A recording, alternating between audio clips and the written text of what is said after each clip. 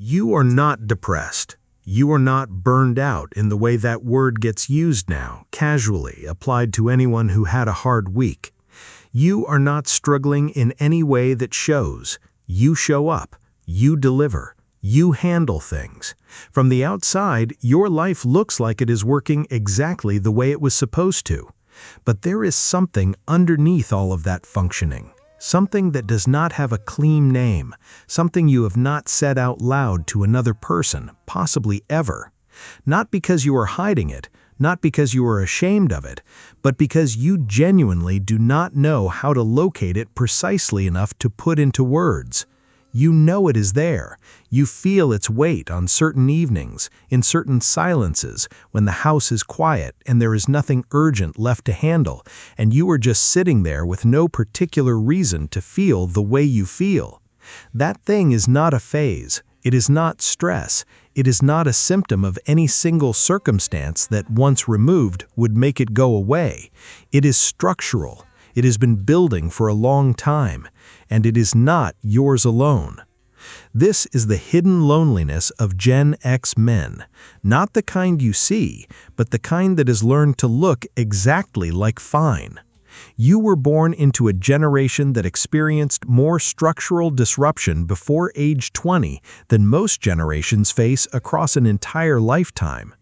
You were the first generation raised in mass numbers by single parents, by absent parents, by parents who were themselves trying to survive the economic and cultural earthquakes of the 70s and 80s.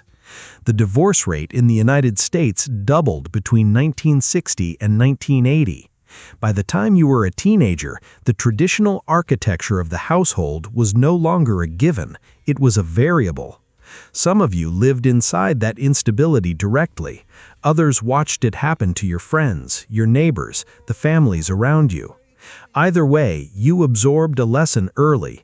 Adults cannot always hold things together, and you should not count on them to. At the same time, the economy was shifting in ways that nobody fully explained to you. The stable industrial job that had once organized working-class masculine identity, the job your father or your uncle or your neighbor's father had, the job with a pension, with loyalty, with a defined trajectory, that job was disappearing. Factories were closing. Unions were weakening. The message to young men was not quite explicit, but it was constant. The old path is gone, and the new path has not been built yet. You would need to figure it out yourself, and you did. That is what your generation learned to do above almost anything else.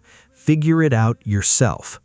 The self-reliance that Gen X developed was not philosophy, it was adaptation.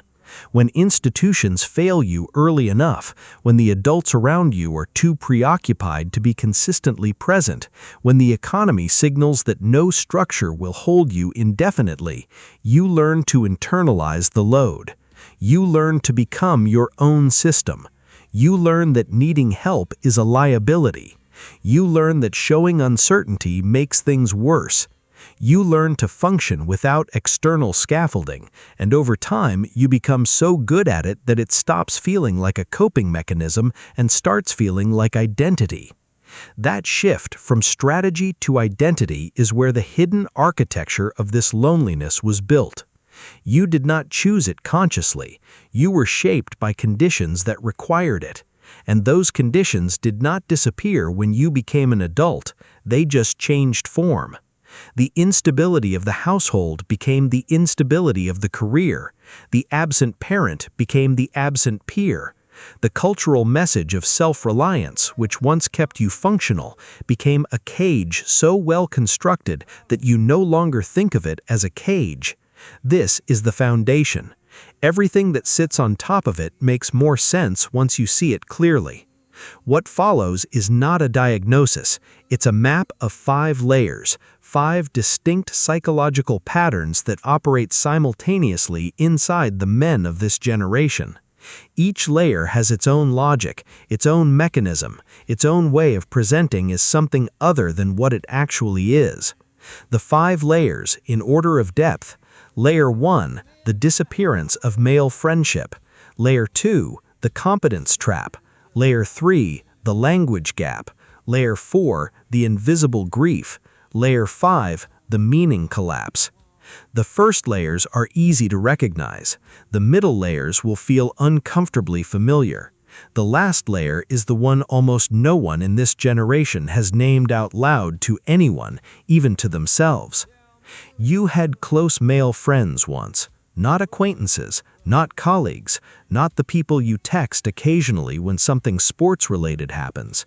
Real friends, the kind you could call without a reason, the kind who knew the texture of your daily life, the kind with whom silence was not uncomfortable. At some point, without a clear moment you can identify, most of those friendships became something else. They became periodic. They became event-dependent. You see each other at weddings, at funerals, at the occasional gathering where the logistics finally aligned. The relationship is warm when it activates, but it does not activate often. And in between those activations, there is not much contact, not much depth, not much of what the friendship used to be. Research on male friendship patterns shows a consistent structural cliff in the late 30s and early 40s, the period that corresponds almost precisely with the current life stage of Gen X men. This is when careers peak in demand, when children require the most active parenting, when aging parents begin to need support, when every discretionary hour is already spoken for. Male friendships, which require time and repeated proximity to maintain at depth, are the first thing to compress under that pressure. Not because the friendships stop mattering, but because there is no institutional structure holding them in place the way school once did, the way early jobs once did. Adult male friendship is entirely voluntary, entirely self-organized, and therefore entirely vulnerable to displacement by everything that feels more urgent. The result is a generation of men who are, by every measurable standard, more socially isolated than their fathers were at the same age. Not dramatically visibly isolated, quietly, gradually, almost imperceptibly isolated, in a way that does not trigger alarm, in a way that can be explained away at every individual moment by pointing to a reasonable competing demand. You are not the exception to this pattern. The data is unambiguous. The average Gen X man has fewer than 2 people he would describe as close friends. Many have none, meaning no one outside their immediate family with whom they have regular, substantive, emotionally honest contact. That absence does not announce itself. It does not feel like a crisis. It feels like being busy. It feels like having priorities. It feels, on most days, like exactly the kind of trade-off that a functional adult makes. But the accumulated weight of that absence, the years of not having someone who knows you, who checks in, who holds the history of who you actually are, that weight is real, and it is sitting inside you right now, whether or not you have thought to name it. Male friendship did not disappear because you stopped caring. It disappeared because caring is not enough to maintain something that has no structure, no schedule, and no cultural permission to be prioritized. Layer 2, the competence trap. You are good at what you do, possibly very good. You have developed a level of capability in your work, in your role as a provider, in your ability to solve problems, manage complexity, and maintain the appearance of being in control that is genuinely impressive when examined from the outside. That competence is real. This is not about imposter syndrome. This is about something different. The way competence in men of this generation became the primary and eventually the only sanctioned way of expressing value.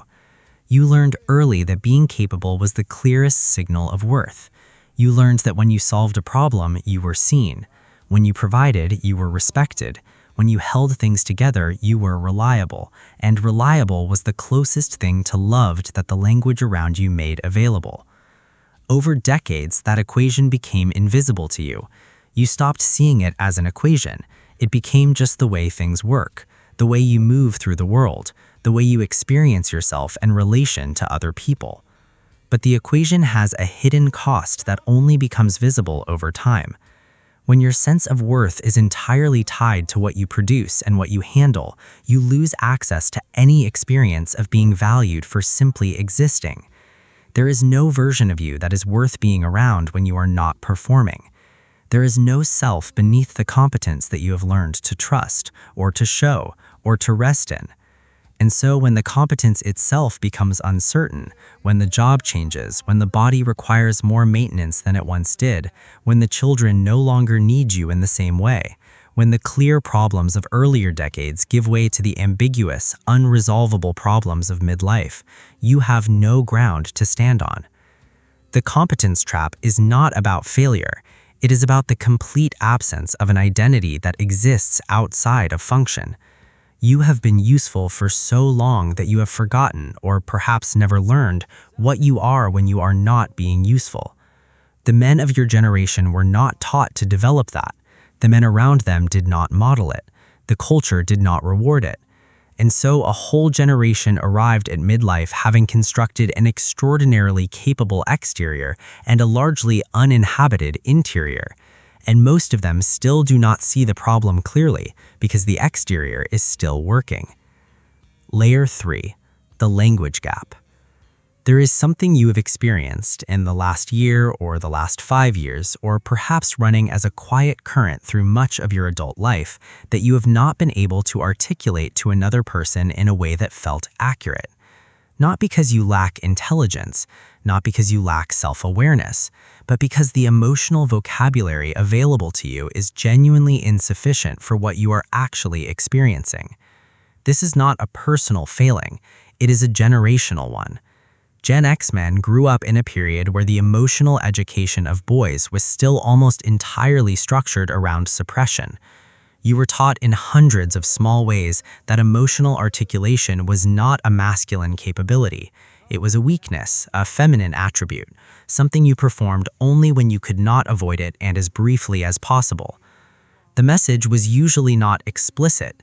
It was delivered through what was not said, through fathers who went silent when things were hard, through male role models who communicated difficulty through action rather than language, through a cultural vocabulary around men's inner lives that consisted almost entirely of anger and its management. The result is that now you are a man in midlife carrying a complex, layered emotional reality that you have almost no trained capacity to describe. Not to a partner, not to a friend, not to a therapist if you ever saw one, and not to yourself in any internal register that goes beyond a vague sense that something is off. You know something is there. You can feel its general shape, but when you try to locate it precisely to say what it actually is, the words do not come, or they come as the wrong words, the blunter words, the words that name the closest available category rather than the actual thing. Stressed. Fine. A little tired. Not sleeping great. Words that function as placeholders, not descriptions. This gap between what you are carrying and what you can say is not a small inconvenience. It is a structural barrier to connection, because connection requires language. It requires the capacity to make what is inside you visible to another person in a way they can receive and respond to. Without that capacity, the connection available to you stays at the surface, functional, pleasant, real in its own way, but unable to reach the layer where the loneliness actually lives. And so you carry it in silence. Not dramatically, not heroically, just quietly, the way you carry everything else, efficiently, without complaint, as though it is simply part of the load. Layer 4. The invisible grief. You have lost things that were never publicly acknowledged as losses. The career you thought you were building, in the form you imagined it, did not become what it was supposed to become. Not because you failed, but because the structures around it changed in ways you did not control, and the arrival point you were moving toward turned out not to exist. The friendship that was once the center of your social world faded without a clean ending, without a conversation, without a moment you could point to and say, "This is when it ended." The version of your parents that existed before illness or age or distance or estrangement, that version is gone, and you were in the process of renegotiating a relationship with a different version, and no one told you that this renegotiation would feel like grief, because it does not look like grief from the outside. Grief requires social permission to exist. It requires a context, a death, a divorce, a clear and named ending that allows the people around you to recognize the loss and respond to it. Grief without that context is almost impossible to process publicly. It has no ritual, it has no ceremony, it has no language. And so it goes underground, where it accumulates without release, adding weight to a load that was already heavy. Gen X men are carrying an unusual amount of this unprocessed, socially invisible grief. The losses are real, the weight is real, but because none of the losses fit the official categories, because none of them produced a moment where someone handed you permission to be openly devastated, you absorbed them in the same way you absorbed everything else. You kept moving, you stayed functional, and you filed the weight somewhere it would not interfere with your performance. The filed weight does not disappear. It accrues interest. It surfaces in forms that are not recognizable as grief, in the flatness that arrives on days that should feel good, in the difficulty sustaining enthusiasm for things that once mattered, in the low-grade sense that something essential has been misplaced and you cannot remember when or where. You did not fail to process this grief because you were weak. You failed to process it because the culture around you provided no infrastructure for it, and the men around you were doing exactly the same thing, filing it, moving forward, staying functional, and calling that fine. Layer 5. The meaning collapse. This is the layer that almost no one in your generation has named directly, because it lives beneath all the others, and because reaching it requires sitting with a kind of uncertainty that the trained self-reliance of Gen X men is specifically designed to avoid. For much of your adult life, the question of meaning was answered by function. You had things to do, you had people who needed you, you had problems that required your competence, timelines that required your focus, roles that required your performance. The question of whether any of it meant something in a larger sense was not a question you needed to ask, because the doing itself filled the space where that question would otherwise live. At some point in midlife, and this is not unique to you, but the timing and texture of it are specific to your generation, the doing starts to lose its capacity to fill that space. The children become more independent. The career reaches a plateau where the urgency of the early years has been replaced by maintenance. The acute problems that once organized your days give way to a chronic, ambient uncertainty about what comes next and what it is all actually for. And the question that the doing once kept at bay comes forward. Is this it? And if so, what does that mean? Most Gen X men encounter this question without any developed framework for engaging it. The religious structures that once provided inherited answers to questions of meaning were, for your generation, significantly weakened, either through explicit rejection or through a kind of passive attrition, the gradual erosion of practice without formal departure. The secular substitutes, achievement, acquisition, busyness, optimization, are losing their power at exactly the moment when the question is intensifying. And the cultural conversation around meaning, purpose, and existential orientation that exists for this stage of life is almost entirely directed at women. You are not having a midlife crisis. The crisis model is too dramatic, too event-based, too associated with specific and visible behaviors. What you are having is a midlife recalibration, a slow, structureless, poorly supported encounter with the fact that the frameworks you use to organize your life no longer fully hold, and you don't yet have anything to replace them with. That encounter produces a specific kind of loneliness that is different from all the others, not the loneliness of missing people, but the loneliness of being unable to locate yourself within a story that still makes sense, of doing all the right things and not being entirely sure anymore what they are the right things for. What you are carrying is not one thing. It is all 5 of these things operating simultaneously, reinforcing each other, making each one harder to address in isolation.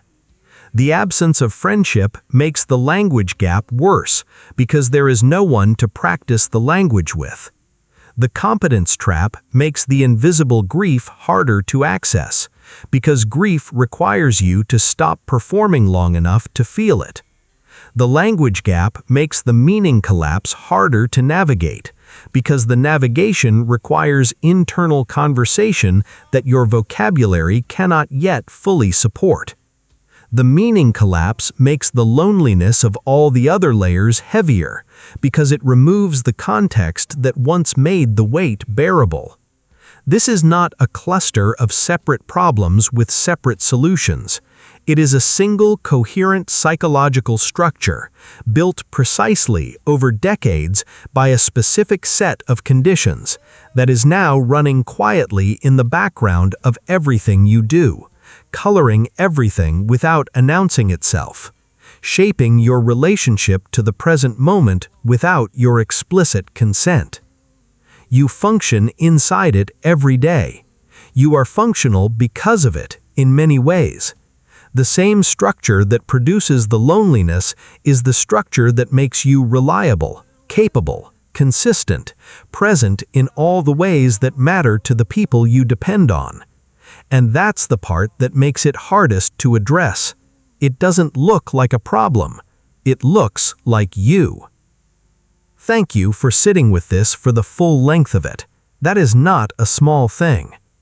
There is a connected dimension to what we mapped today that this video did not have space to reach. The specific ways Gen X men navigate, or fail to navigate, emotional intimacy inside long-term partnerships, and how the same structures we examined here play out inside the closest relationship most of these men have. That thread picks up in the next video, linked in the description below.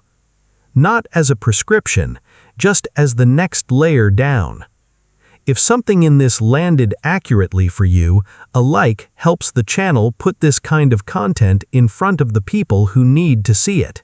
And Gen X men are not exactly the demographic the algorithm is built to reach. Drop a comment with the layer that hit hardest. Not to process it publicly, just as a signal of where this generation actually is.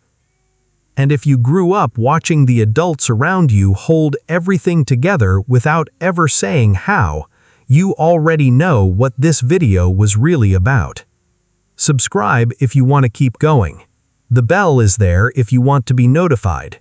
Either way, you showed up for this one, and that counts for something.